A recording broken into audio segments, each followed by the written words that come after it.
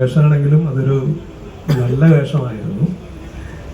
ഷൈൻ്റെ ലാപ്പയായിട്ടുള്ളൊരു വേഷമാണ് ചെയ്തത്.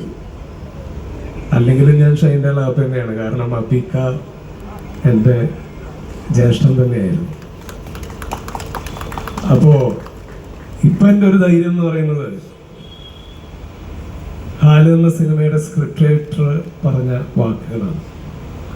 ഓർഡിനറി എന്നുള്ളൊരു ഹിറ്റ് സിനിമയുടെ കഥാകൃത്താണ് പറഞ്ഞത്, നിങ്ങൾക്ക് ഈ സിനിമയുടെ രാഷ്ട്രീയവും ഇതിലെ പ്രണയവും നിങ്ങൾക്ക് സ്വീകാര്യമാകുമെങ്കിൽ നിങ്ങൾ സപ്പോർട്ട് ചെയ്താൽ മതി, ഇല്ലെങ്കിൽ നിങ്ങൾ പരാജയപ്പെടുത്തിക്കോളൂ എന്ന് പറയുന്ന ഒരു കഥാകൃത്തിൻ്റെ ചങ്കുറ്റം അത് നിങ്ങൾക്ക് ഇഷ്ടപ്പെടും എന്ന് തന്നെയാണ് ഞാൻ വിശ്വസിക്കുന്നത്.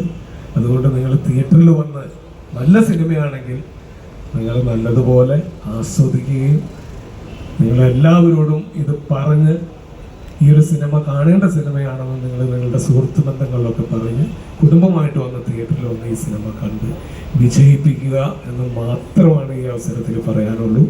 പിന്നെ എനിക്ക് പറയാനുള്ളത്, ഞാൻ ഒരു പാട്ടൊക്കെ ആയിട്ട് കൊണ്ടുവന്നു, പക്ഷെ ഇത്രയധികം സംവിധാനം ഉണ്ടായിട്ട് എനിക്കൊരു കരോക്കെ സൗണ്ട് തരാൻ ഇവിടെ സംവിധാനം ഇല്ല.